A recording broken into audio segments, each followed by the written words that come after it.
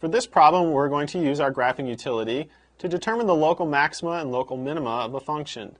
Then we'll use those values to determine where the function is increasing or decreasing. We're going to be graphing the function f of x equals negative x to the fourth power plus 2x cubed plus 4x squared minus 2. We're going to graph on the interval negative 5 to 5. We're going to approximate local maxima and local minima and then determine where the function is increasing and where it's decreasing. To do this, we're going to enter our function in for y1 in our graphing calculator. So we'll go to our y equal to screen, clear out anything that might be in there. In y1, we're going to enter negative, make sure we use the negative key there, negative x to the fourth power plus 2x to the third power plus 4x squared minus 2. We'd like to graph that, take a look at what it looks like. We'll start with our standard window, just to give us a reference point.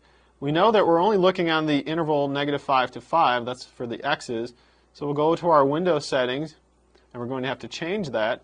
We also want to see that our graph kind of barely misses the top of the graph. Our window settings barely miss the top, so we need to adjust our y max as well. So we're going to change our window settings here. Our x min, we're going to put as negative 5 since it's our lower bound on our range for the x's. Then x max is going to be 5, so minus 5 to 5, that's the interval we're considering. We're going to let x scale be 1. Then for y min, we're just going to leave that at the negative 10. Y max, we do need to raise that up, so we're going to go ahead and go up to 20. Now the difference between the min and max is 30, so we're going to go a scale of 2 so we don't get too many tick marks.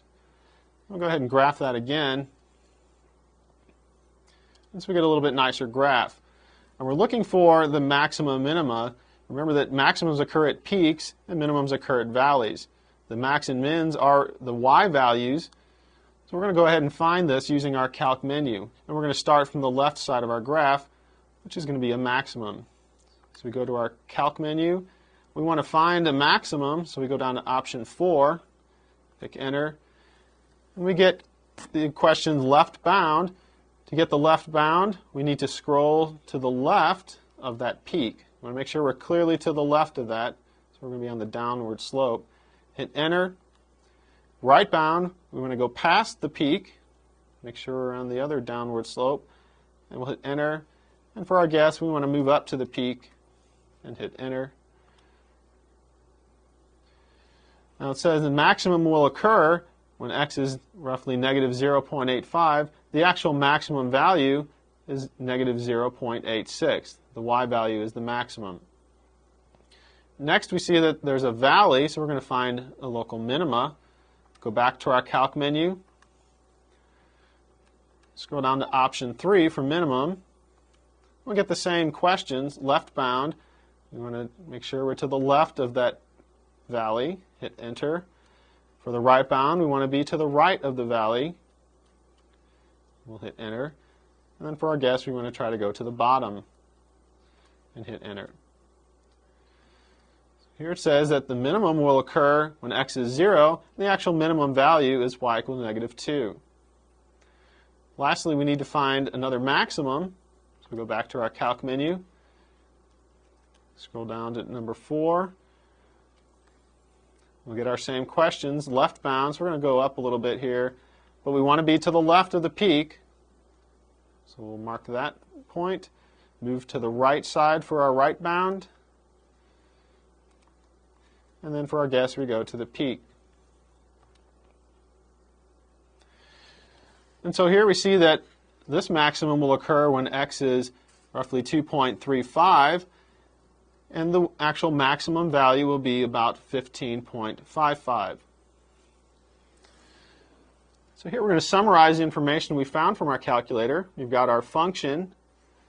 We found that there was a local maximum at x equal to negative 0.85, and that maximum value was roughly negative 0.86. We found another maximum at x equal to 2.35. The maximum value was roughly 15.55. We also found a local minimum that occurred when x was 0. and the minimum value was -2. If we recall from our graph, the graph was initially increasing, so we're going to start from the left side. We're increasing starting at -5, and we increase until we get to that first maximum. That occurred at -0.85, so we know the function's increasing on this interval. Once we hit the maximum, the function started to decrease, so we're decreasing from -0.85, and we decrease until we hit the minimum.